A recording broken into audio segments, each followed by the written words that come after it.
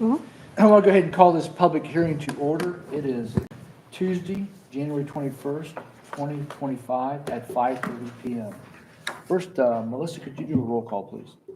Keller, Here? Hedges, Here. Tice, Here. Klitzka, Absent? Hallinan, Absent? Moats, Here. Lukasak, Here. Duval.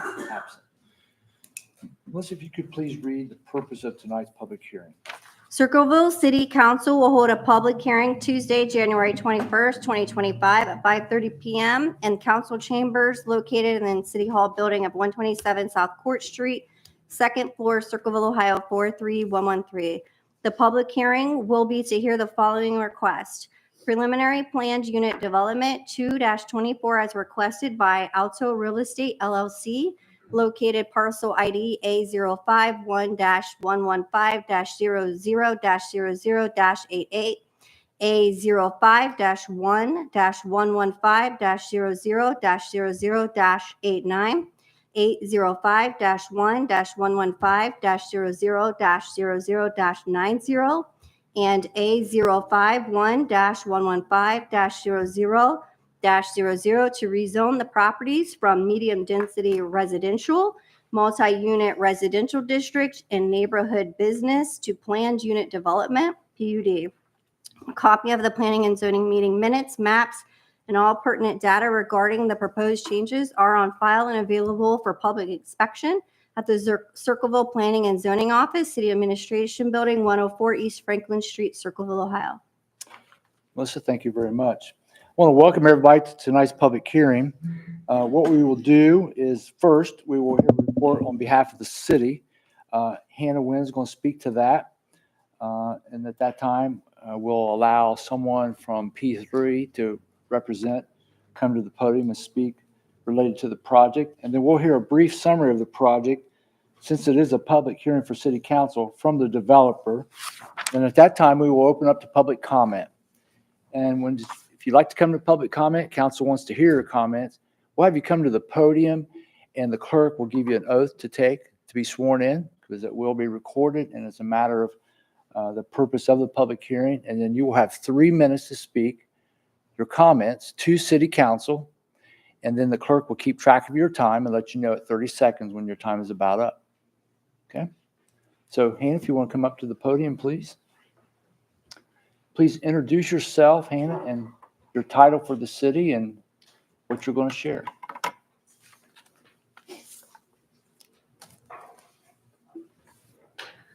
All right. Hello, I'm Hannah Wynn. I am the city planner for the city of Circleville. And I just have a brief summary that I want to give you guys tonight on this planned unit development. And I just wanted to start with giving you guys the definition of a planned unit development from our zoning code. And that is, a planned unit development shall mean an area of land in which a variety of housing types and subordinate commercial facilities are accommodated in a planned environment under more flexible standards such as lot sizes and setbacks than those restrictions that would normally apply under these regulations. Next, I wanted to give you guys just a brief history on the site. There have been 2 fairly recent applications that have come on the site that we're hearing here tonight. So in 2017, there was a request to rezone the western portion of the property to apartment residential from limited business, is what it was at the time. They did not have a site plan, and the Planning and Zoning Commission voted to deny that, and the application was withdrawn prior to coming to City Council. In 2021, Brown Memorial submitted a planned unit development application for a mixed-use development with multiple levels of senior living and complementary commercial uses. This did get a unanimous recommendation for approval from the Planning and Zoning Commission, and it was forwarded on to City Council. Unfortunately, due to COVID complications, that application was withdrawn before council could approve. So, and that development was on the eastern portion of the site. So tonight we have a proposed residential development with multiple types of residential uses on the entire site, the western and eastern portion. So a couple of things that I just wanted to point out from our 1998 comprehensive plan when it's speaking to infill development. And that's what we have here tonight, since the surrounding property is developed.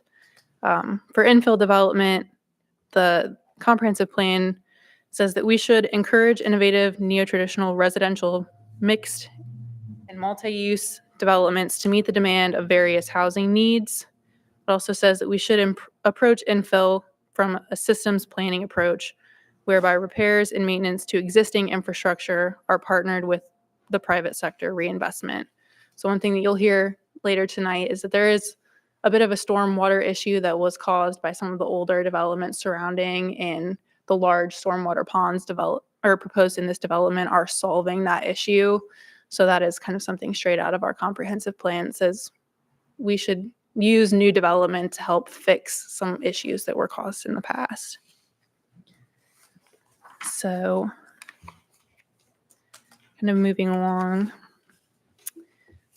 you'll see that the development is split into three main sub-areas. There's sub-area A, which is the multi-family, sub-area B, which is the single family, and then we have the open space that's left over.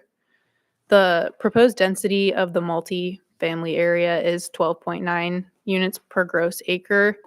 And I just want to point out that some of the surrounding communities, for example, South Bloomfield, Asheville, Chillicothe, and Lancaster, typically allow around 15 up to 18 units per acre in their multi-family districts.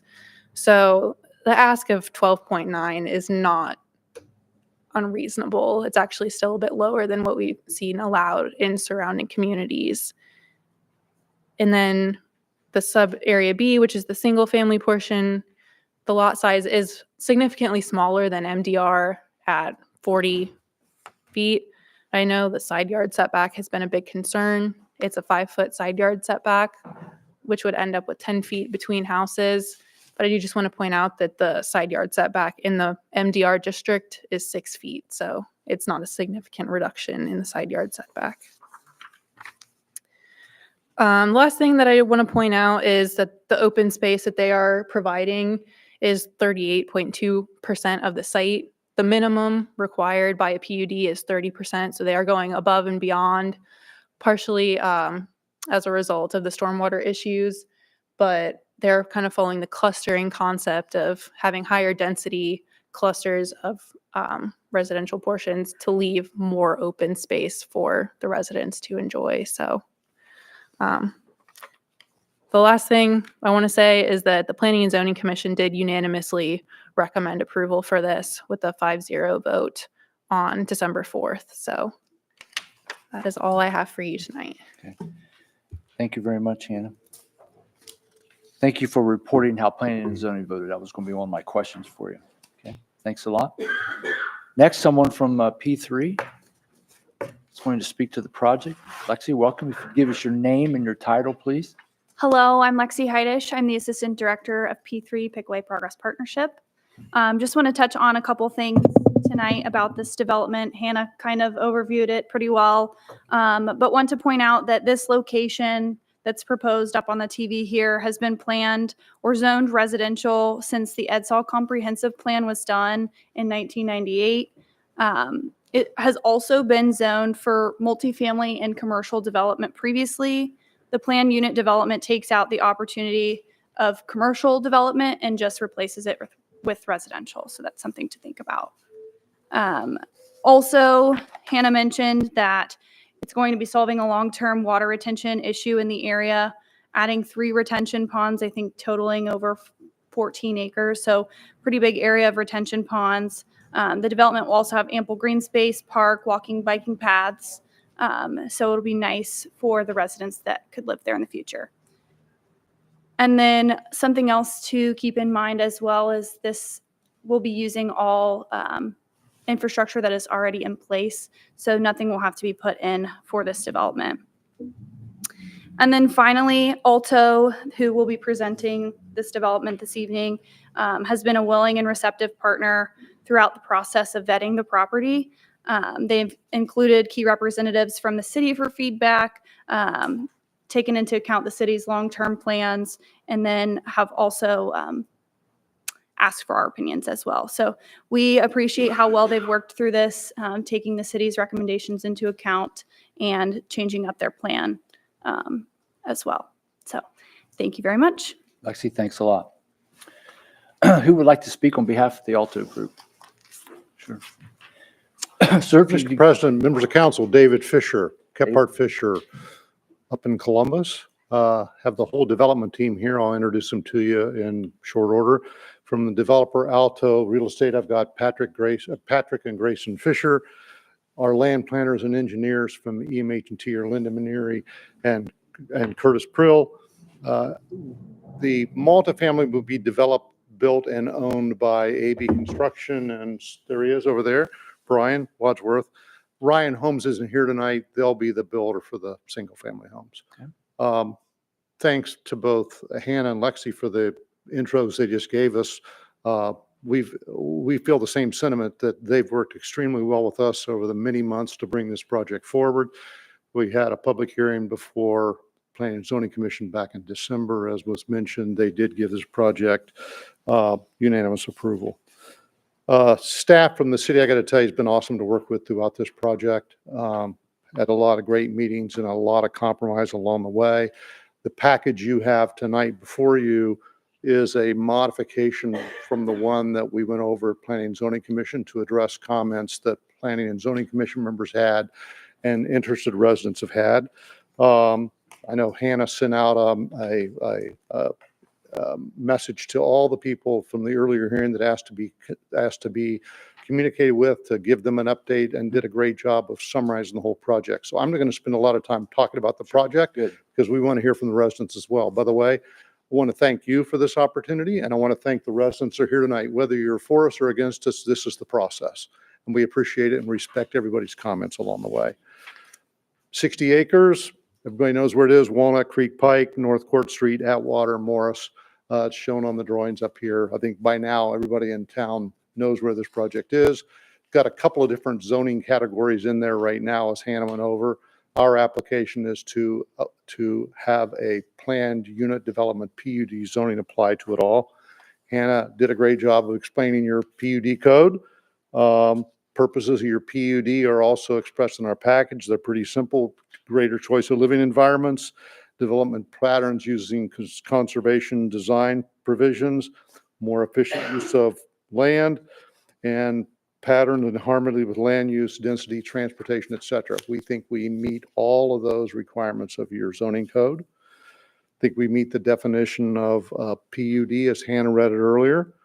We think we're in compliance with both your Circleville Economic Development Strategic Plan and your Economic Analysis and your Circleville Comprehensive Plan. I think Hannah went over some of that earlier.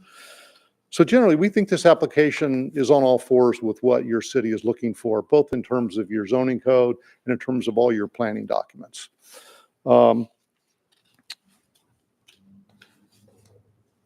Two sub-areas. What we call sub-area areas, the more green area where the multifamily is going to be. And sub-area B is everything on the other side of around the condominiums. It's the single-family homes, the 40-foot lots that will be developed by Ryan Homes, along with the stormwater management, as Hannah mentioned, and I think Lexi mentioned as well. Part of the proposal is we're going to solve some long-term stormwater management issues that have been occurring in this area for years now. You notice the boundary with the condos. We've been working with that condo association to make sure that everybody gets, oh, wait a minute. Everybody gets treated fairly with respect to the mounding there and the trees, so that some of the mounding's on their property, some of it's on ours. So we've been working with them to make sure that everybody shares in cost, but it's treated fairly with respect to that. Also, there's a lot of tree areas around the perimeter of this property, but there's also a lot of gaps and open spaces. So we've committed to fill in those with trees so that neighbors adjacent to us don't have to deal with those gaps and looking into our project any more than what is otherwise presented. The apartments, there's been some illustrations provided to you, top quality apartment project with a lot of amenities that are specified in your materials. And Hannah went over the density with you earlier. The single family homes, you can have fences in the yards, but there's only two kinds, and we mentioned those in our application proceeding. Every home has a 2-car garage and can park 2 cars in the driveway behind the sidewalk. So the sidewalks are always clear. And from a suggestion from the city, we also bring driveways close to one another. So on every other lot, there's parking for cars on the street. So you don't have so much driveway going on that you can't park cars on the street. So, but every house can park 4 cars on site and parking on the street. All our landscaping is in accordance with your plan, except a couple of mentions in there. We do ask for a couple of divergences, and they're in your materials. If you'd like me to, I'll go over them in detail. If that's what you'd like me to do, would you like me to do Is that? that related to the rezoning? Yes. Uh-huh. Okay, go ahead. So, okay, let me grab those. Excuse me. So as you know, in a planned unit development, it's, as opposed to other zoning categories like R1 or R5, the zoning text and the plan is the zoning. It becomes the law for the zoning. And so what your code provides and what most codes provide is, to the extent that the zoning has plans in it, then it's known as being zoned per plan, because the plan becomes the law. But your code also allows a developer to request certain divergences from areas to make the project work. And so in our case, we have the following divergences. One is a minor change in the size of parking spaces in the multifamily area. So we're in lieu of a 9-foot wide and 23-foot deep parking space and a 24-foot drive aisle, we're asking for 9-foot wide, which is the same, 19 feet deep as opposed to 23, and 22-foot wide drive aisle as opposed to 24-foot wide drive aisle. So I think it's a pretty minimal variance we're asking for there. A few divergences from your landscape standards dealing with street trees and that sort of thing that we think are in order. Screening between uses to allow fencing for screening purposes.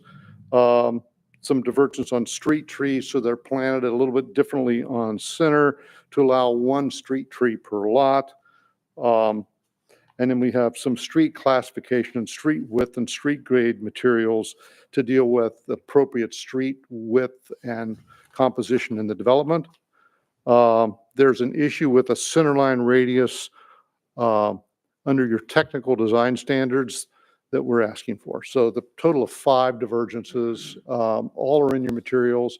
The plan you look at supports what those divergences would accomplish in terms of development.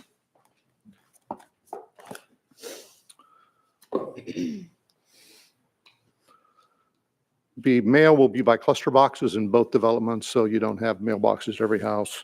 Under your city requirements, all the refuge will be and recycling collection will be on site by private contractor.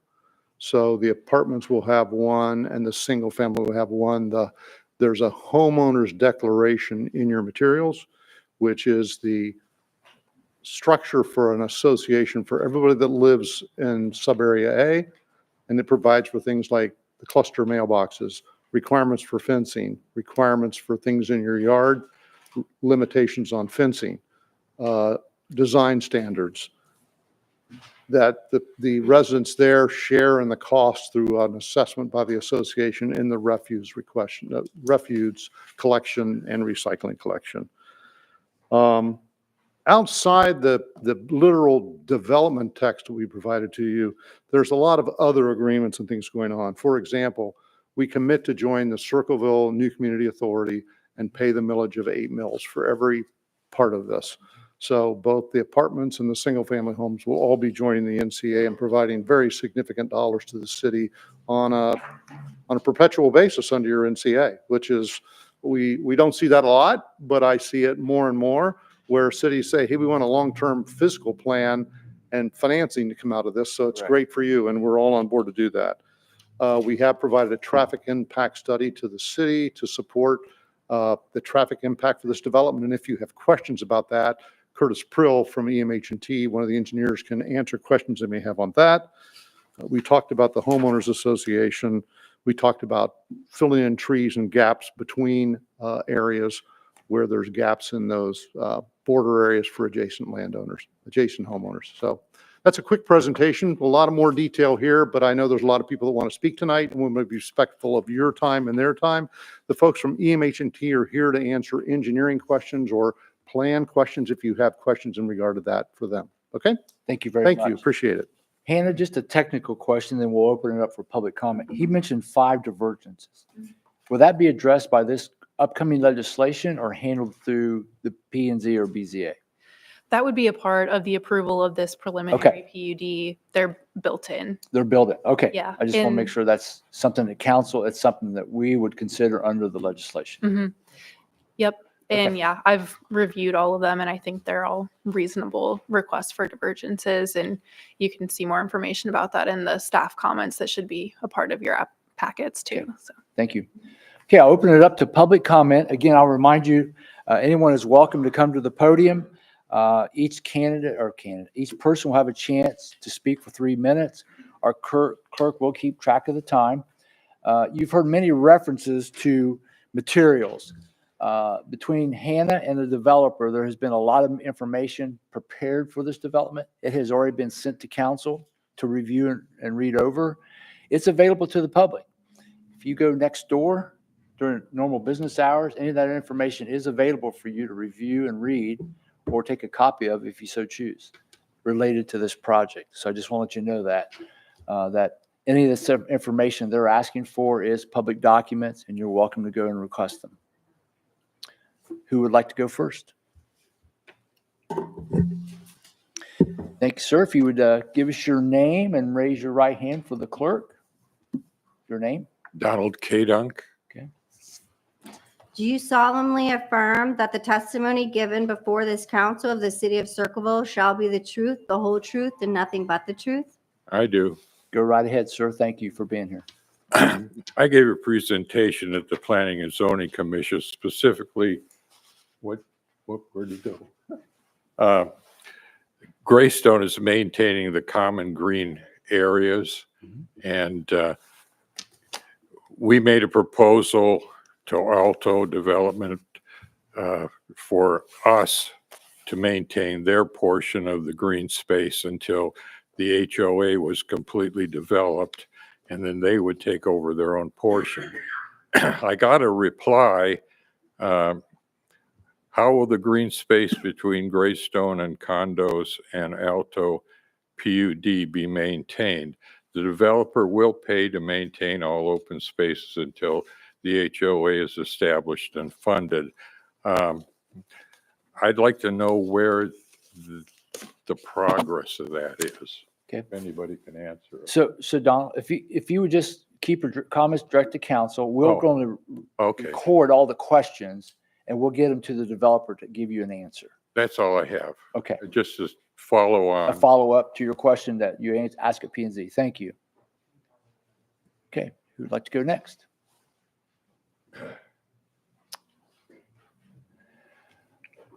Welcome. Hey, Your name, Fran Minix, Fran? 1284 Wexford Court, Greystone. If you could raise your right hand for the clerk. Do you solemnly affirm that the testimony given before this council of the city of Circleville shall be the truth, the whole truth, and nothing but the truth? I do, I affirm. Thank you for allowing me to speak. You're welcome. I said this before, but I'm going to reiterate. Setting still, a train will pass us by, and younger are leaving our communities, and because there's nothing here for them to do. And if we have more come in, maybe we'll can have more development and more things for our young to do, and maybe we can retain them. And Ryan Holmes, I've spoken of them before. I've been back in the 60s when I've been around the home building business my whole life. My first husband was an architect. And so I know a lot about building. I have nothing but high respect for that builder and high regard. They have quality construction. They're good with customer service. They've been around since the 60s.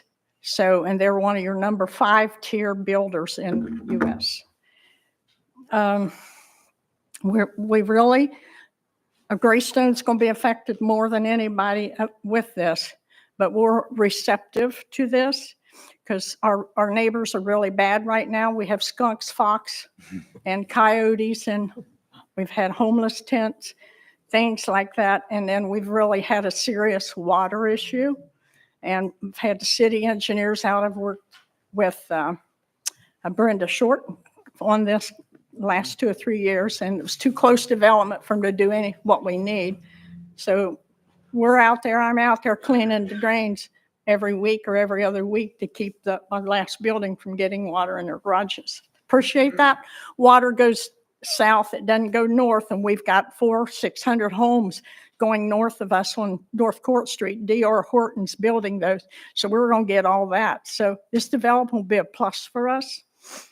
And if you want to live, you got to go forward.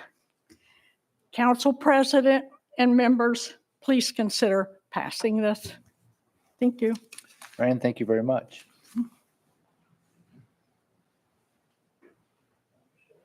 Who would like to go next?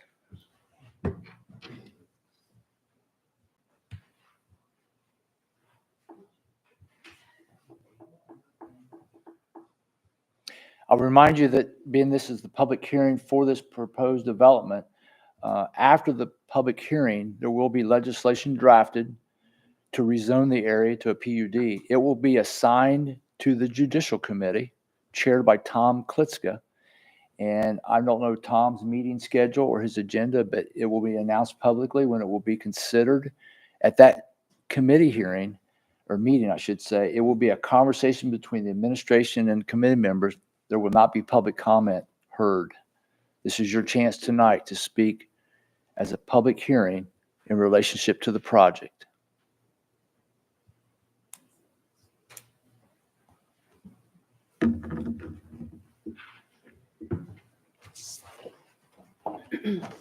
Welcome.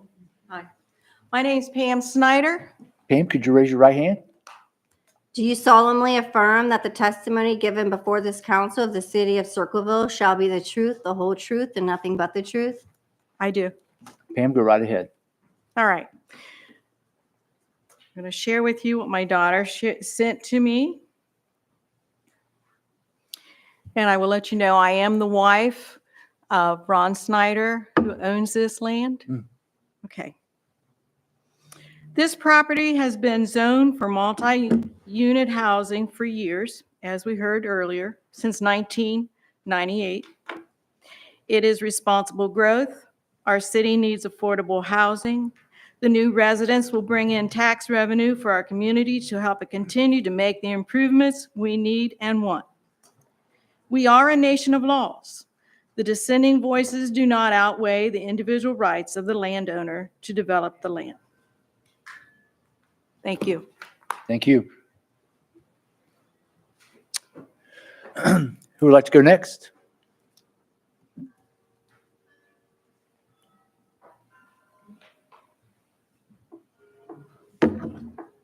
Mr. Horning, go right ahead. Dave, give us your name, full name.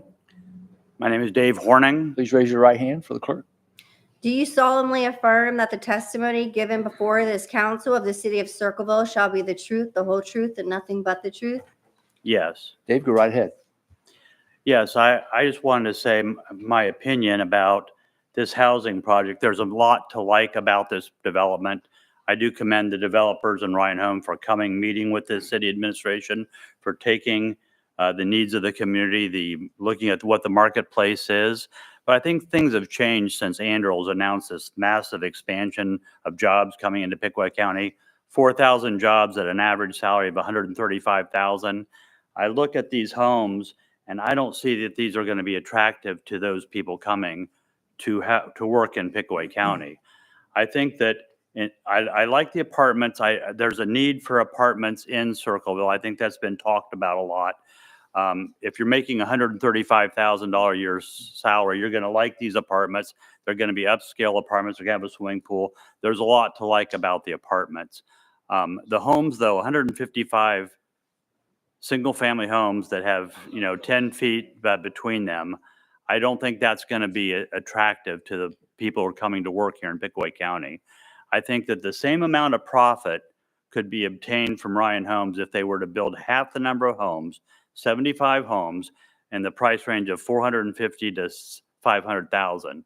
If you think about an SUV, Ford doesn't even make the smaller sedans anymore. There's no profit in it. They make more off of a $45,000 SUV than a $30,000 sedan. And Ryan Home can make twice as much money on a $450,000 home compared to a $300,000 home. So the numbers would still work for the landowners. They would still get the price they want because Ryan would still make the same amount of profit. But I think long-term, 20 years from now, I'd rather have a community of 75 larger homes than 155 homes that are 10 feet apart. That's my comment. And I'd like to thank you for all your work. I think there's a lot of positive. And I think P3 talked about $15 million worth of economic development activity coming to the city of Circleville. I think that's all positive also.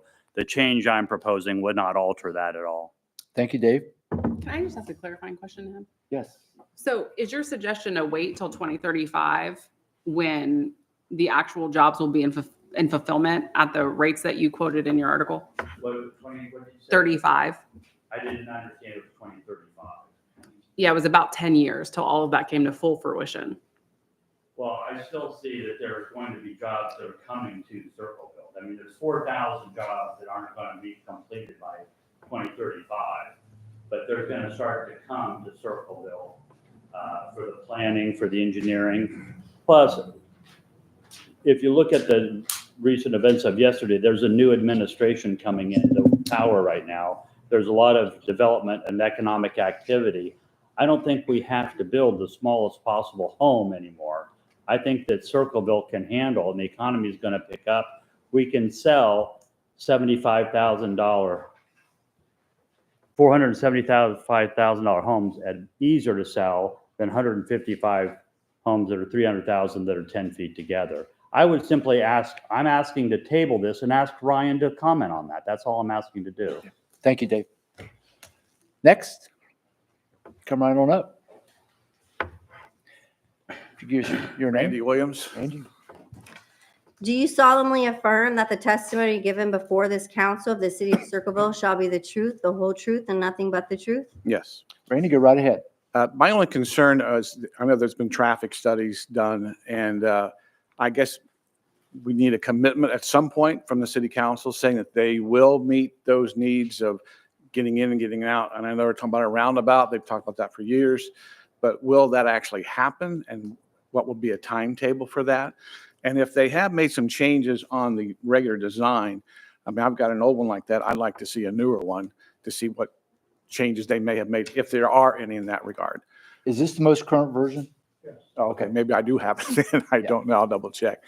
And I am a little concerned about the width of the lots as well. I understand, quote, younger folks like less yard work, et cetera, but then when you look at the plot, it just looks like sardines. The lots look like sardines to me. And maybe that's what needs to be done, but that's something just to consider again. Okay, thank you. Randy, thank you. Who would like to go next?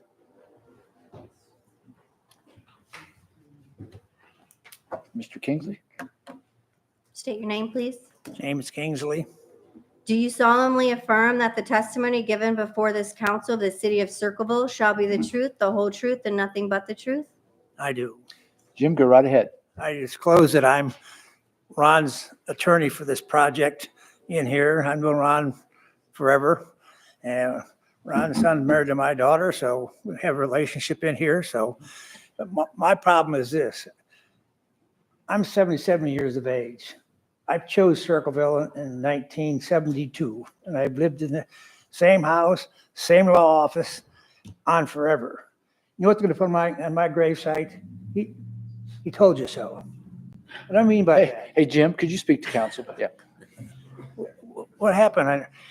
When I was prosecutor down here in 1980, I said, we were part of Rickenbacker. We owned half the Rickenbacker. They said, oh, we can't afford it. Really? What happened today? They're multi-millionaires. We didn't do it. I said, build the jail downtown so we can have restaurants. Oh no, let's build it out here. Everything I said, they said no. You know what? I was right. Now I do a substantial divorce practice. And I'm telling you, that divorced woman with 2 kids, 3 kids, can't afford $50,000. Where's she going? Oh, put her in an apartment. No, I think she's earned the right to live in a house. This is the size of a home that you're going to have. You may not like a divorced person or a single person, but this is the kind of home that they can afford. And if we look at the tax consequences of this, here's what I saw. Start incorporating these businesses in here. Let's bring into the city of Circleville the tax base. For corporation, we lost a grain mill in every township. We have no tax base. So if you're fooling yourself, if you think you're going to be able to sustain services which go up every year on your tax base plan, it's not happening. It's the number of roofs that you have that increase the base. And what's going to happen here, I hope that 4,000 people come down here, because that's going to mean we're going to see a lot more of these developments. And your tax, is going to be sustained where we can have our city services. 30-second warning. Very good, thank you. Thank you, Jim. Thank you, Jim. Who would like to go next?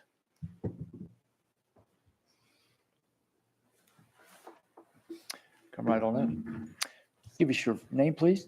Christina Melton, Melton. Raise your right hand. Please raise your right hand. Do you solemnly affirm that the testimony given before this council of the city of Circleville shall be the truth, the whole truth, and nothing but the truth? Yes. Go right ahead. I just want it on record that my grandmother, who lives at 1303 Stratford Court in Greystone Villas, and her neighbor, which I do not have her address, neither one of those two got a letter stating, the 200 feet, and they're right on the other side of the hill. So, and when I called planning and zoning this afternoon, they should have received a letter. Thank you. So noted. Thank you. Who would like to go next?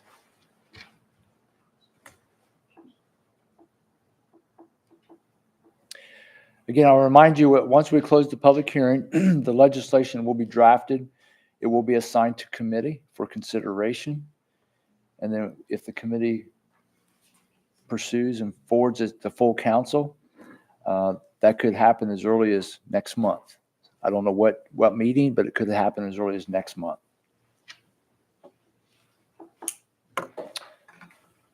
Anyone else?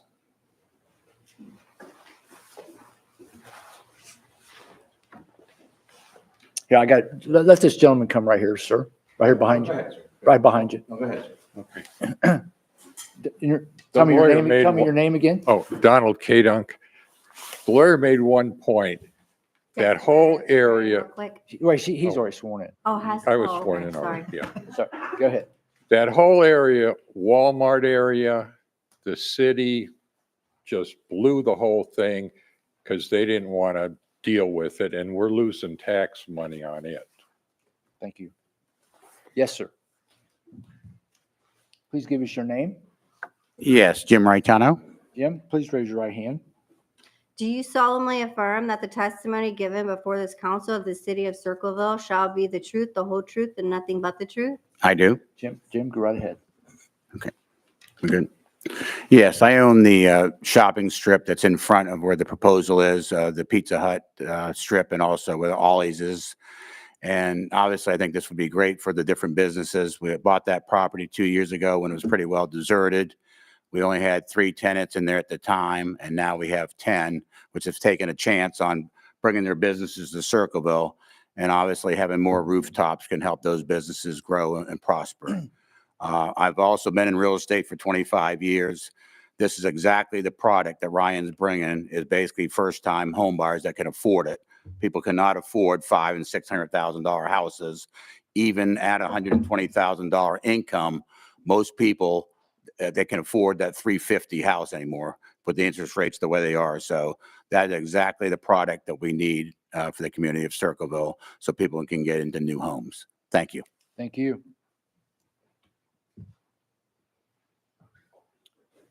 Anyone next?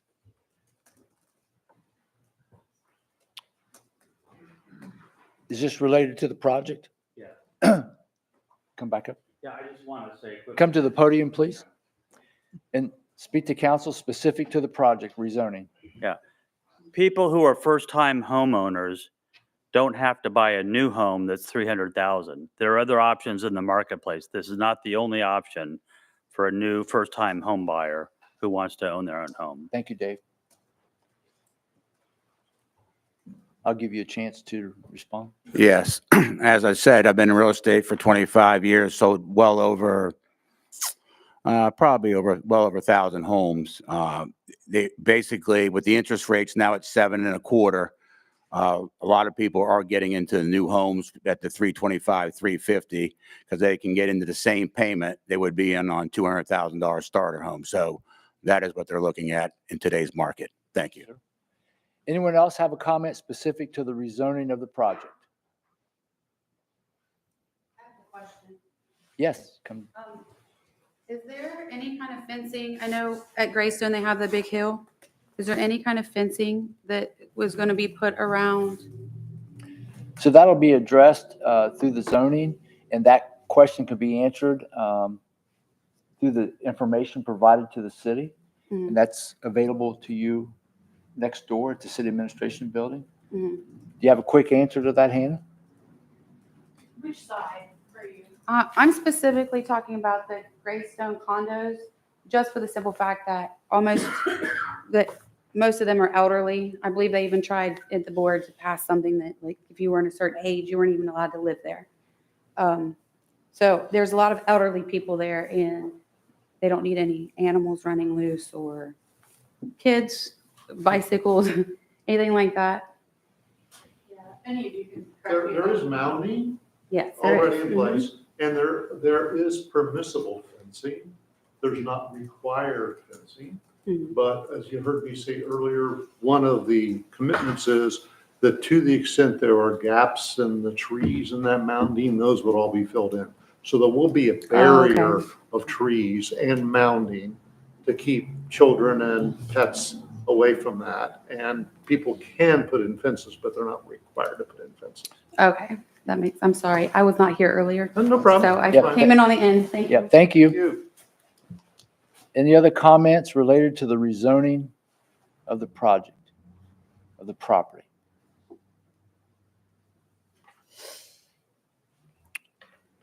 No more comments?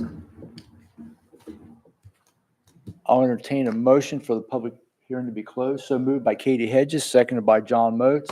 All those in favor say aye. Aye. Public hearing is closed. The legislation will be assigned to the Judicial Committee, and that public notice will go out when it's available. Thank you all for attending.